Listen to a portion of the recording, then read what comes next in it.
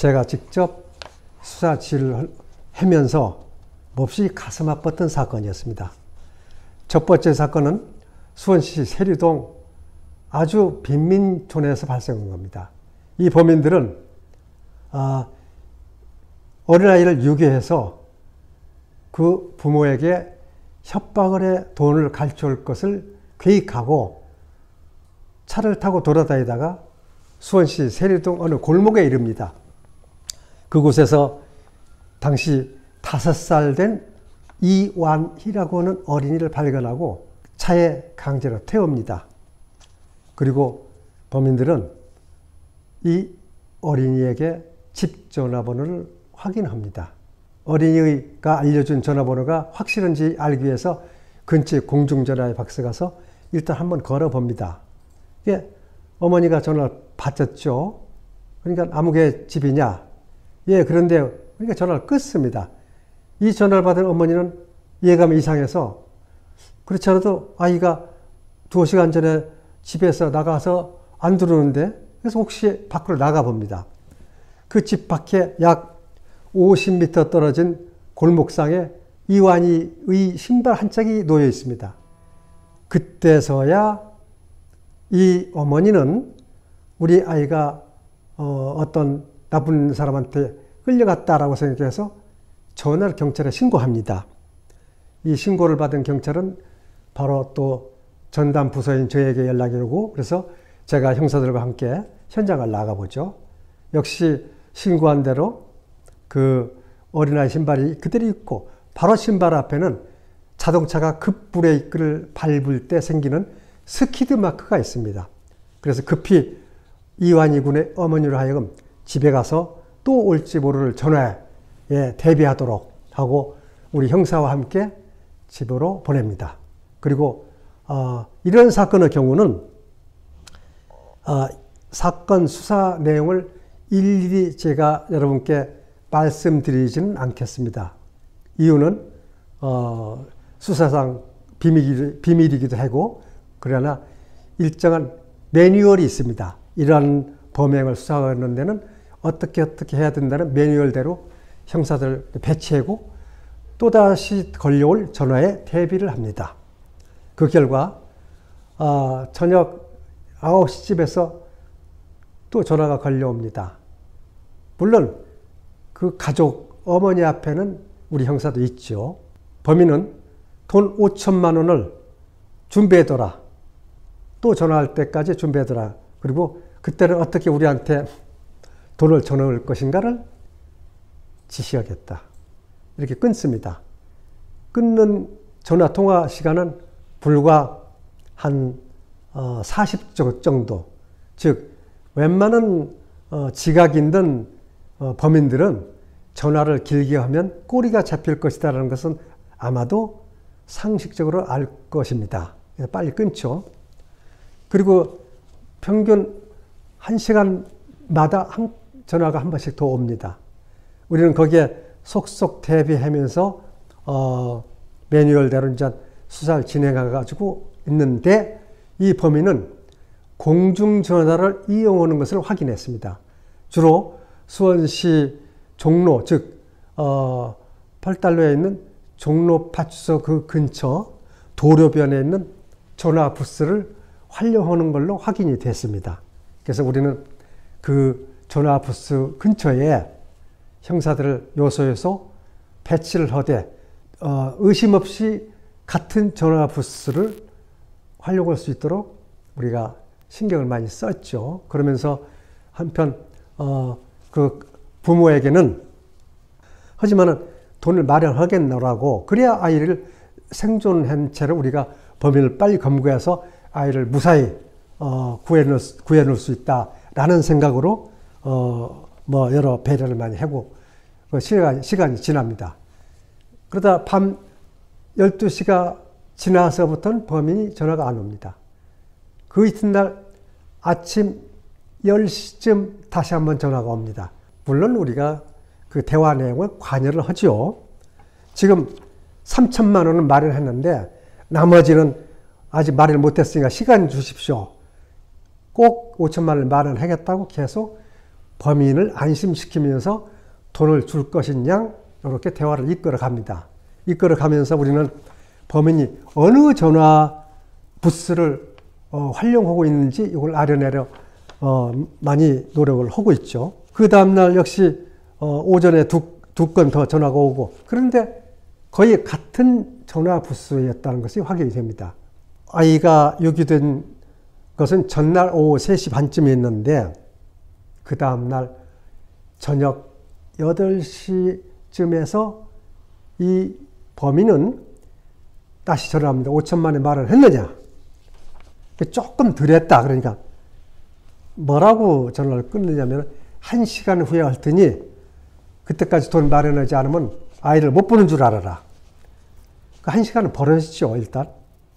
그 1시간 후에 다시 전화를 올 것으로 기대하고 우리는 그 전화 부스가 종로파출소 옆에 있는 공중전화 부스라는 사실을 확인했습니다.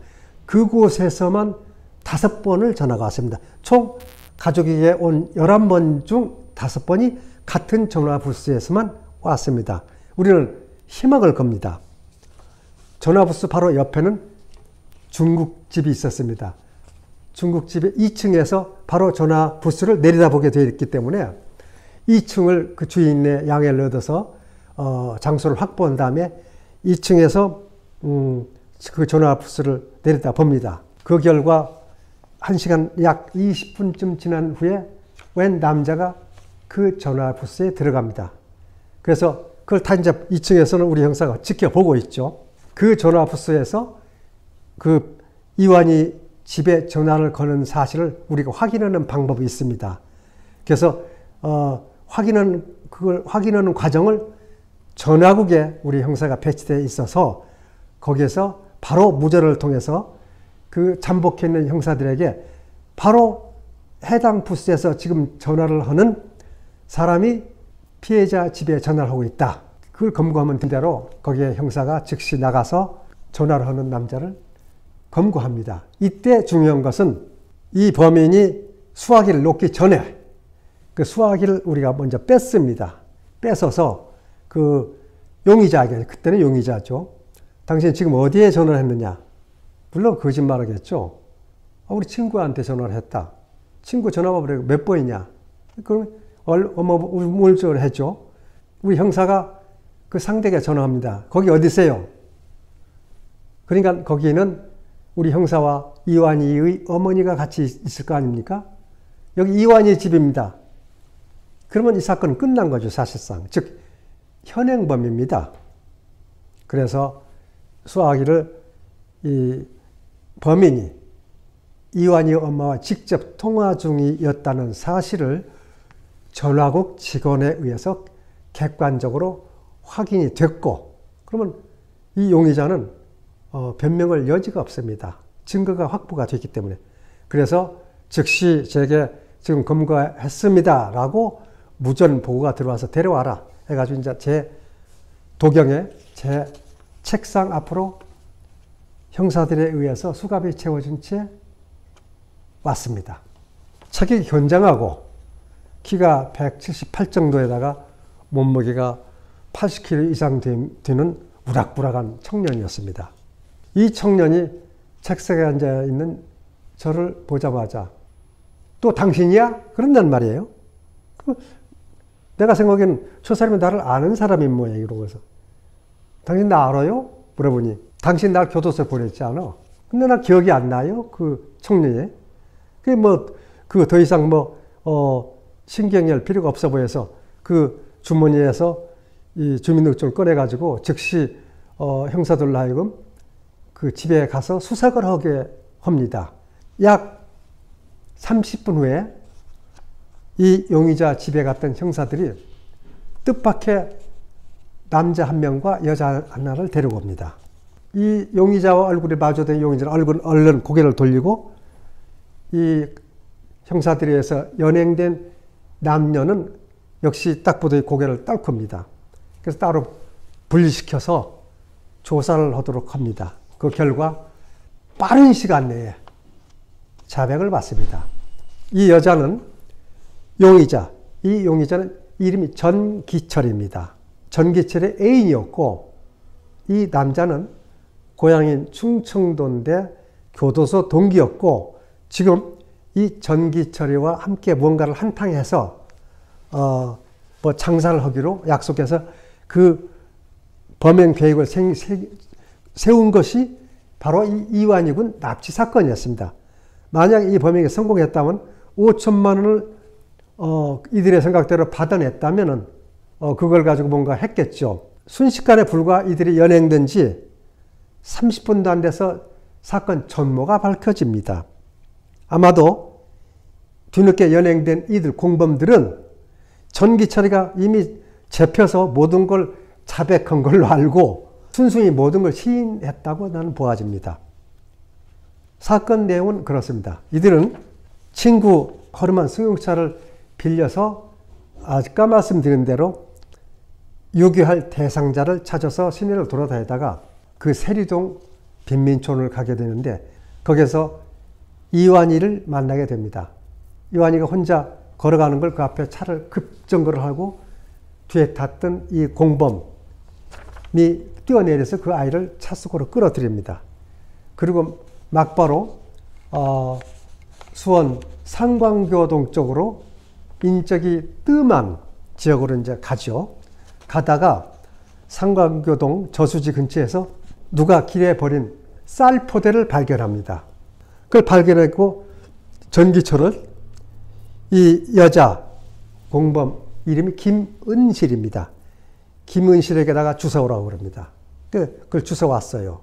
그리고 인적이 없는 고자통 곳에 가서 이 아이를 그 쌀포대에 강제로 무릎 꿇리고 몸을 구부린 채 거기다가 쌀포대에 집어넣습니다. 그리고 마대 입구를 끈을 어린아이의 치마를 찢어가지고 동임해서 트렁크에 감금합니다. 그리고 돌아다니다가 말씀드린 대로 이완희 집에 이 확인차 전화를 한번 해보고 이 전화를 끊고 그 다음에 본격적으로 우리가 잘 데리고 있으니 5천만 원을 준비해라 라고 이제 협박을 하기 시작하는데 이들은 밤새워 이 트렁크 안에 이 어린아이를 둔 채 협박 전화를 끝으로 자기네들은 신풍동 자기 아버지 집에 들어가서 잠을 자고 그 이튿날 9시 좀 못 돼서 다시 나옵니다. 그리고 바로 그 길로 수원시 파장동에 있는 그 조기정빵죽이라고 하는 데를 갑니다. 조기정빵죽 뚝에다 차를 세운 후에 트렁크를 열고 아이가 담긴 자루를 땅에 꺼냅니다. 범인 전기철은 그 살아있는 이완희군이 들어있는 쌀 마대자루를 조기정빵죽 던져 넣습니다. 물에 던져진 이 이완희가 들어있는 마대자루는 약 1분간 가라앉지 않고 거기서 몸부림을 치면서 서서히 가라앉는 걸 보고 이 인면수심의 범인들은 그 길로 차를 타고 뒤돌아가면서 말씀드린 바와 같이 마치 살아있는 채로 자기네들이 이완희군을 데리고 있는 것으로 속이고 계속 돈 5천만 원을 요구하게 됩니다. 그런 과정에 이미 말씀드린 바와 같이 전화 부스에서 전화를 하는 현장에서 검거가 돼가지고 제 앞에 왔었고 이 전기철이는 그 후에 조사에서 밝혀진 바에 의하면 수원의 모 중학교 3학년 때 여학생을 공범과 함께 가까운 숲으로 데려가서 성폭행을 합니다. 그땐 제가 수원경찰서에 근무할 때인데 어느 날 어느 아주머니가 여자아이를 데려왔어요. 그래가지고 저한테 신고를 하는데 우리 딸이 어디에서 범인 두 놈한테 강간을 당했는데 지금 그 놈이 그 남자 학교 근처에 그 연무동 성벽에서 놀고 있다더라 라고 신고를 합니다. 그래서 나는 형사들과 함께 그 어머니와 그 여자아이를 데리고 연무동에 성벽이 있는 데를 나가봅니다. 거기 4명이 자기들이 앉아서 학교도 안 가고 바로 그 옆에가 자기네가 다니는 학교인데 학교도 안 가고 놀고 있어요. 오전 10시 반쯤 됐는데. 그래서 이 어린 여아이가 지적하는 두 아이를 데려다가 조사를 하는 확인한 결과 얘네들이 그 전날에 이 여자아이를 성폭행해서 상처까지 입힙니다.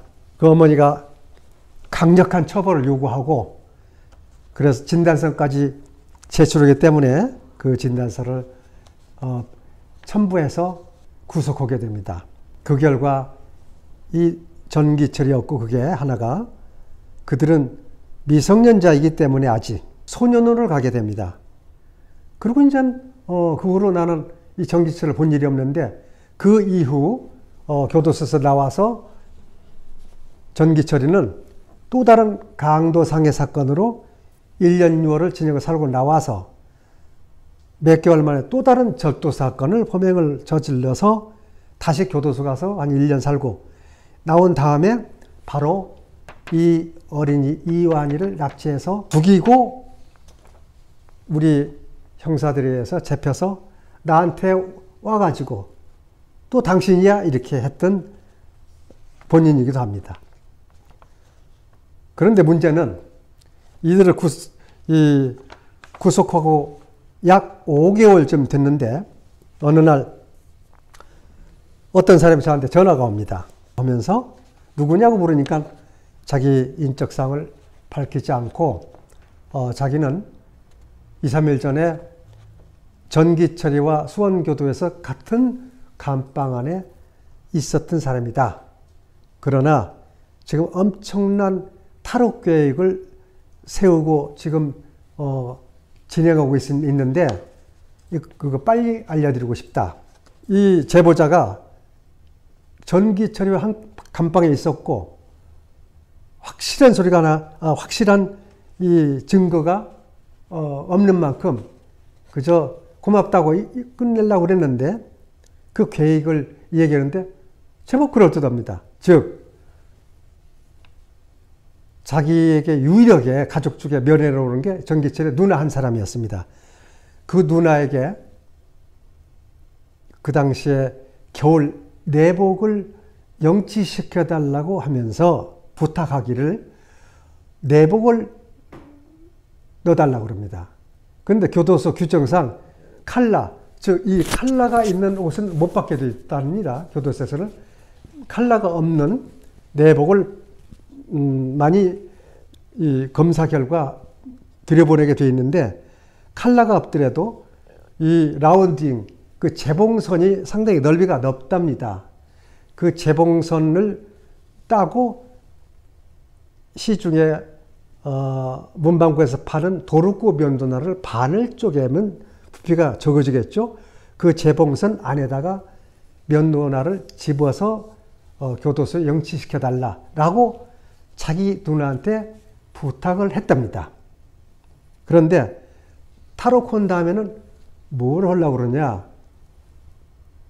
자기 아버지를 죽이고 자기에게 해를 끼친 사람들 모두 죽이고 세상을 뒤집어 놓고 검거될 때쯤 자살하겠다라는 얘기를 했답니다. 그런데 그 면도칼로 어떻게 탈출하느냐라고 내가 그 제보자한테 물은 결과 가능한 걸 확인했습니다. 즉, 이 살인범 등 중범죄자들은 가죽 수갑을 채운답니다. 교도소에서 검찰 조사나 또 재판 과정에 법정에 나올 적에는 가죽으로 된 수갑을 채우는데 가죽은 면도날로 쉽게 자랄 수가 있답니다. 그렇게 해서 수원지방법원의 검사 조사나 또는 공판을 위해서 재판정에 출두할 때 이 잘려가지고 수원지방법원의 버스로 도착하자마자 바로 불과 몇십 미터 밖에 있는 광장에 그 택시들이, 영업용 택시들이 많이 이제 주차되어 있어요. 그 아무 택시나 집어 타고 도주해가지고 타러 오겠다. 그래서 저는 이거 심각하다 생각하고서 당시 수원교도소 보안과장에게 전화를 해서 이 사실을 모두 통보해 줍니다. 물론 처음에는 교도소 보안과장도 껄껄 웃으면서 그 불가능한 일이라 하지만은 제가 이거 심각한 얘기다. 이 칼라가 없는 라운딩으로 된 내복만 교도소에서 영치할 수 있다고 사실이냐 하니까 그건 맞다라고 하면서 그때서 심각하게 받아들이면서 어쨌든 탈옥은 못했어요. 그리고 제가 그 이듬해 이제 근무 부서를 옮겨서 경기도 광주 수사과장으로 나가 있으면서 어느 날 편지가 한 장 왔어요. 보니까 그 전기철이로부터 서울구치소에서 편지가 왔습니다. 그 깜짝 놀라서 내용이 궁금해서 봉투를 뜯어서 읽어보니까 처음에는 자기 부모와 이 사회에 대해서 엄청 자기가 그렇게 된 것에 대한 책임이 있다라고 생각하고 교도소에서 있다 보니까 이제 자기가 시간이 얼마 남지 않았다는 걸 알게 돼서 그 당시에는 사형이 속속 집행되던 시기였습니다. 그러면서 결론은 내용이 요점을 정리해 보자면 자기가 모든 걸 잘못했다. 그 자기를 위해서 죽은 어린아이 또 그 부모한테 사죄할 기회를 찾지 못했다. 그리고 저한테 미안하다고 이런 내용의 편지가 있어서 느낌이 새로웠습니다. 해서 한번 면회를 가져야 되겠다 라고 생각하고서 실행을 못했어요. 그리고 어느 날 TV를 보다 보니 간밤에 서울구치소와 부산구치소에서 몇 명 사형 집행을 했는데 이 사건의 전기처리가 그의 94년 10월 6일 날짜죠. 그러니까 내가 10월 7일자 방송을 봤으니까 10월 6일 날 사형이 집행됐습니다. 그 공범 문경은이는 그 이전에 이미 사형이 집행됐고 그 여자아이는 무기징역으로 이제 감형됐고 지금도 교도소에 있는 걸로 알고 있습니다만은 그래서 이 어린이를 대상으로 해서 유괴범들은 제 경험상 모두 잡힙니다. 잡히게 되는 가장 큰 이유는 이 범인들은 이 어린아이를 유괴해서 돈을 받아내야 되는데 받아내기 위해서는 반드시 그 가족과 이 대화를 시도하게 됩니다. 그 과정에 허점을 많이 발견하게 되고 우리 수사기관에서는 결론은 흔적을 많이 남기게 됩니다. 저는 제가 직접 경험하고 관여한 사건을 중심으로 지금까지 하승균 아카이브에서 말씀을 드려왔습니다만은 항상 그렇듯이 반드시 범인은 잡힌다는 거, 반드시 해결이 되고 완전 범죄는 없다라는 사실을 저는 강조합니다. 이 다음 시간에는 역시 그 1년 후에 이완희 사건을 똑같이 모방을 해서 같은 수원에서 초등학교 1년생을 납치해서 산채로 죽이는 유괴범에 대해서 말씀드리겠습니다. 감사합니다. 전기철 씨 등 범인 3명에 대해 4시간 동안 현장 검증을 실시했습니다. 오늘 현장 검증에서 전 씨 등은 집 앞에서 놀던 완희군을 승용차로 납치하는 장면과 목을 조르는 모습, 그리고 완희군을 쌀포대에 쌓아 저수지에 버리는 장면 등을 태연하게 재현했습니다.